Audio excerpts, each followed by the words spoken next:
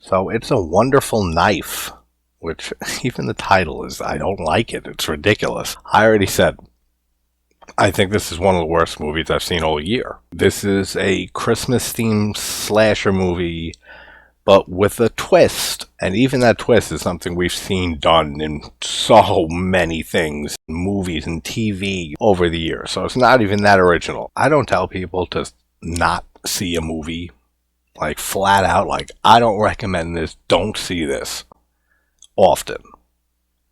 But this is one of those movies. Like, I can't recommend this movie to anybody. We have Katharine Isabelle in here, who I adore and always have. From Ginger Snaps to American Mary to See No Evil 2. Everything that she's in. Freddy vs. Jason. Love her. We have Justin Long in here, who I usually really love Justin Long in most things. I couldn't get into his character in this. I mean, it wasn't terrible, but just not a good character. And the whole thing with this movie, I've heard a lot of stuff already about this movie being a woke movie and that it's pushing agendas and stuff like that. I didn't feel that way at all. Like, there's a lesbian romance at the heart of this movie, and there's an interracial romance, a couple of stuff. That's fine. Like, none of that bothered me at all. So I've been hearing that from some people, and I don't see it. The writing in this movie is atrocious. The writing is just so bad in this movie. The first 20 minutes or so was kind of okay. And I was thinking to myself, alright, this could possibly go to very interesting places. And then it just kept getting worse and worse. In many ways, this kind of reminds me, nowhere near, are you serious, as bad as 2019's Black Christmas. But this did make me think of that movie a few times. One, just what I just said, with hearing about how woke of a movie it is. This is nothing. 2019, I've talked about it, not in videos, because I won't give time to it, but here it is, getting time. Propaganda and shit is just the whole movie, and it's shot through a cannon through your face the entire film. That is that whole movie.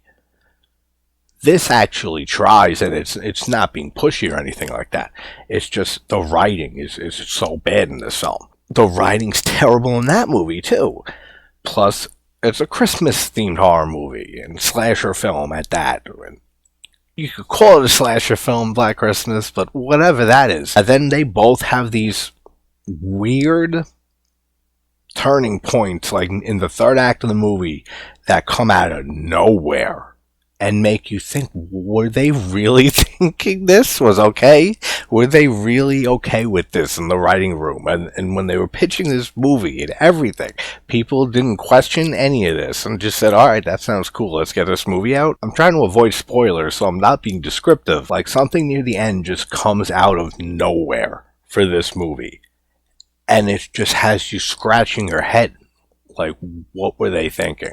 And it's just like Black Christmas with the ooze or whatever that the kids are all full of. Like, spoilers for that, whatever. This movie even pisses me off, kind of like 2019's Black Christmas too. So, plot synopsis for those who might still, for some reason, want to check this movie out after my whole preamble here. We have this girl, Winnie, who, in this small town that they live in, on this opening Christmas in the beginning of the movie, we see a killer who has a decent look to it. It has a very Scream vibe to it, which you guys know how I feel about that.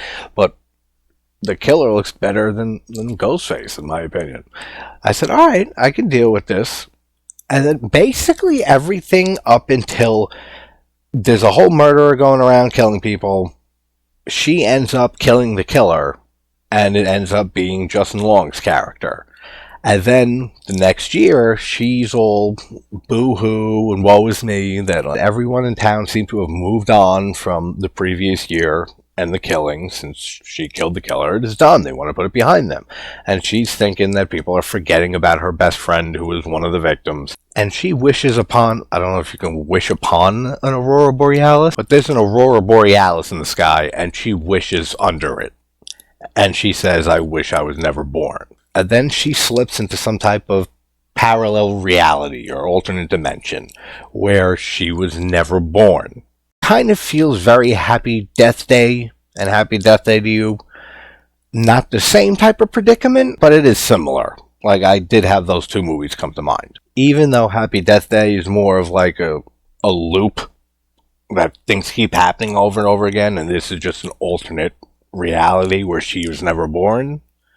That's pretty much where it ends, but it did remind me of it. But from that point on, she has to try to figure out like why she's in this parallel dimension and try to stop the killer, who's now still going because she was never born, hence she never killed the killer last year, and he's still out and about killing like his 27th, 28th victims or some shit like that. You have a serial killer who's been going for at least 2 years in a small town with 26, 27 victims in that town, and the feds haven't been brought in or anything yet, right? But from that point on in the movie, under the Aurora Borealis, this movie really pushes the positive, I'll admit, message of, like, everybody matters. You matter.